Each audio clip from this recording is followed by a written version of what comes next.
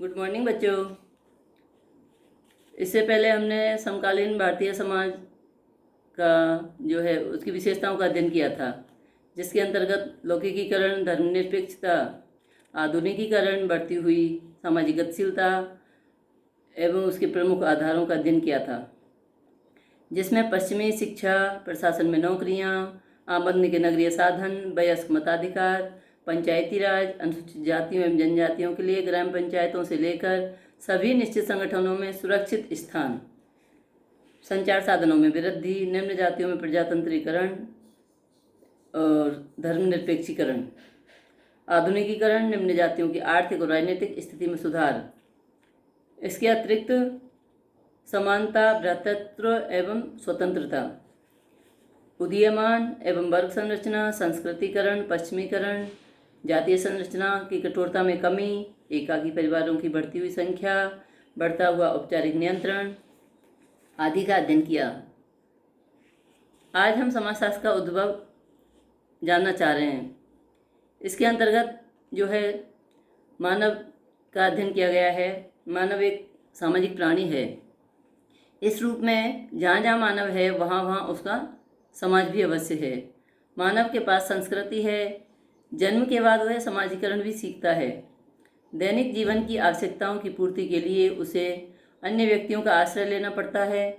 इस रूप में उसकी अन्य व्यक्तियों के साथ अंतःक्रिया होती है। अंतःक्रिया के परिणाम स्वरूप उसके सामाजिक संबंधों का निर्धारण होता है। व्यक्ति की सामाजिकता का निर्धारण होता है। व्यक्ति की एवं उसका निर्देशन और संचालन होता है। यह कार्य समाज की व्यवस्था और संगठनों द्वारा किया जाता है। समाज की इस जटिल व्यवस्था का वैज्ञानिक अध्ययन करने के लिए समाजशास्त्र का जन्म हुआ है।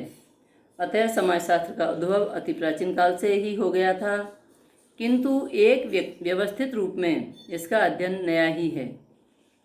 फ्रांस के दार्शनिक ऑगस्ट कॉम्ट ने सन 1838 में इसे नवीन विज्ञान के रूप में स्थापित किया। इसके पश्चात समाजशास्त्र के उद्भव और विकास के पूर्व इतिहास को जानने का प्रयास करते हैं। समाजशास्त्र किन किन अवस्थाओं से होता हुआ एक विज्ञान के रूप में स्थापित हुआ है, कौन कौन से विचारकों ने इसके विकास में सहयोग प्रदान किया है। समाजशास्त्र के उद्भव और विकास का अध्ययन दूरदृष्टियों से किया जा सकता है। प्रथम पाश्चात्य देशों में और द्वितीय भारत में। तो पाश्चात्य देशों में समाजशास्त्र के विकास को 4 अवस्थाओं में देखा जा सकता है। प्रथम अवस्था है पश्चिमी समाजों में समाजशास्त्र के उद्भव और विकास को रूढ़ रूप से मानते हैं, किंतु वास्तविकता यह है कि समाज में इसका शुभारंभ इससे बहुत पूर्व वेदों, उपनिषदों, पुराणों व महाकाव्यों में हो चुका था। क्योंकि समाजशास्त्र का अर्थ ऐसे व्यवस्थित ज्ञान से है जो सामाजिक संबंधों के विषय में है। पश्चिमी समाजों में समाजशास्त्र का उद्भव और विकास को यूनानी विचारकों के क्रमबद्ध रूप में देखा जा सकता है, जिन्होंने बहुत पहले सामाजिक संबंधों का सूक्ष्म अध्ययन किया था। समाज के विकास से संबंधित विचारकों में प्लेटो ने रिपब्लिक और अरस्तु ने इथिक्स और पॉलिटिक्स में अनेक सामाजिक प्रथाओं, पारिवारिक संबंधों, स्त्रियों की स्थिति और सामाजिक संहिताओं का उल्लेख किया था। इनके अतिरिक्त यूनानी सामाजिक विचारकों में लुक्रेशियस, मार्कस ऑरेलियस आदि के विचार भी उल्लेखनीय हैं।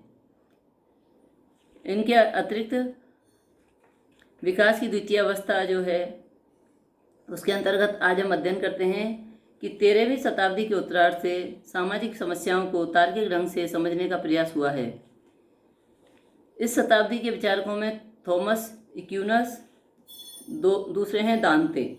इन्होंने समाज को परिवर्तनशील माना और उनके तथ्यों का अध्ययन करने के लिए कार्य कारण संबंधों को स्पष्ट किया। इन विचारकों ने मनुष्य को सामाजिक प्राणी ही माना और उसके लिए समाज का होना अनिवार्य बताया। साथ ही समाज की सुव्यवस्था के लिए सरकार की स्थापना को अनिवार्य बताया। इसके साथ ही सामाजिक सहयोग, न्याय, श्रद्धा, विश्वास, एकता, ईश्वर आदि पर भी बल दिया। एक्विनस ने 4 प्रकार के कानूनों का उल्लेख किया है, जिनमें प्रथम है शाश्वत और द्वितीय है प्राकृतिक, तृतीय दैविक और चतुर्थ है मानवीय। इस प्रकार समाजशास्त्र के विकास की इस द्वितीय अवस्था में वैज्ञानिकता का प्रभाव परिलक्षित होने लग गया था। अब हम विकास की तृतीय अवस्था पर आते हैं। इस अवस्था का जो प्रारंभ है वो 15वीं शताब्दी से माना गया है, जबकि सामाजिक घटनाओं का स्वतंत्र रूप से अध्ययन करने की प्रवृत्ति प्रारंभ से हो गई थी और जीवन के सामाजिक, आर्थिक, राजनीतिक और धार्मिक आदि पक्षों का स्वतंत्र रूप से अध्ययन किया जाने लगा। इस युग के समाजशास्त्री हैं Thomas Hobbes, John Locke, Rousseau, Adam Smith, Montesquieu, Hegel आदि। हॉब्स, लॉक, रूसो ने सामाजिक समझौते का सिद्धांत विकसित किया। मोंटेस्क्यू ने समाज की भौगोलिक व्याख्या प्रस्तुत की। थॉमस मूर ने आर्थिक और सामाजिक क्षेत्र में साम्यवाद की व्याख्या की। बेंथम ने समाज की मनोवैज्ञानिक व्याख्या की। एडम स्मिथ ने श्रम विभाजन, स्वतंत्रता और व्यक्तिगत स्वार्थ की व्याख्या की। माल्थस ने जनसंख्या के सिद्धांतों की व्याख्या की। जेम्स हैरिंगटन ने इतिहास की आर्थिक व्यवस्था का सिद्धांत प्रस्तुत किया था। बेकन ने सामाजिक चिंतन के क्षेत्र में सामाजिक कल्याण को सर्वाधिक महत्व दिया। इस प्रकार इस अवस्था के विचारकों द्वारा बौद्धिक चिंतन प्रारंभ किया गया और समाजशास्त्र के प्रत्येक क्षेत्र में इन्होंने क्रांतिकारी विचार प्रस्तुत किए। अब चौथी विकास की अवस्था है वो यह है कि इसका शुभारंभ ऑगस्ट कॉम्ट ने 1758 से लेकर 1857 तक किया। सर्वप्रथम कॉम्ट ने ही समाजशास्त्र को व्यवस्थित विज्ञान का रूप दिया। इसी कारण इन्हें समाजशास्त्र का जनक कहा जाता है। प्रसिद्ध सामाजिक विचारक सेंट साइमन समाजशास्त्र को भौतिक विज्ञानों के समान एक ऐसा विज्ञान बनाना चाहते थे जो सामाजिक घटनाओं का व्यवस्थित और क्रमबद्ध अध्ययन कर सके। ऑगस्ट कॉम्ट ने उन्हें अपना गुरु माना और उनके विचारों को मूर्त रूप देने का प्रयास किया तथा समाजशास्त्र विषय की स्थापना की। जॉन स्टुअर्ट मिल ने इंग्लैंड को समाजशास्त्र शब्द से अवगत कराया। हर्बर्ट स्पेंसर ने सिंथेटिक फिलोसफी और प्रिंसिपल ऑफ सोशियोलॉजी में कॉम्ट के विचारों को आगे बढ़ाया। इस प्रकार 1876 में सबसे पहले अमेरिका के येल विश्वविद्यालय में समाजशास्त्र का अध्ययन प्रारंभ हुआ। स्पेंसर ने अपने सावयवी सिद्धांत में समाज की तुलना मानव शरीर से की है। इस प्रकार समाजशास्त्र को एक स्वतंत्र विषय के रूप में स्थापित करने का श्रेय फ्रांस के इमाइल दुर्खीम को भी है। दुर्खीम ने समाजशास्त्र को सामूहिक प्रतिनिधानों का विज्ञान माना है। फ्रांस के टार्डे, लीपले आदि समाजशास्त्री भी अपने प्रगति में अपना सहयोग दिया। इस प्रकार जर्मनी में 19वीं शताब्दी के अंत में व 20वीं शताब्दी के प्रारंभ के वर्षों में Tonnies, von Wiese, Hegel, Max Weber, Simmel व बीरकांत आदि प्रमुख हैं। अमेरिका के विचारकों में Giddings, Sumner, Zimmerman, Sorokin, Ogburn, MacIver, Nimkoff, Parsons, Ross, Park और यंग आदि प्रमुख हैं। इटली के विल्फ्रेडो पेरेटो ने समाजशास्त्र को विकसित करने में अपना महत्वपूर्ण सहयोग दिया। इस प्रकार अमेरिका, फ्रांस व जर्मनी में समाजशास्त्र के विकास की सभी विचारकों ने अपना पूर्ण सहयोग दिया। अब इसके बाद हम जो है पाश्चात्य जो है देशों में इसके समाजशास्त्र के उद्भव को स्पष्ट किया। उसी प्रकार भारत में समाजशास्त्र का विकास किस प्रकार हुआ, इसका हम संक्षिप्त में अध्ययन करते हैं। भारत में समाजशास्त्र के विकास को 3 युगों में विभाजित किया जा सकता है, जो निम्नलिखित आपके सामने प्रस्तुत है। भारत में समाजशास्त्र के विकास की 3 अवस्थाएं बताई हैं, जिनमें प्रथम अवस्था है प्राचीन भारत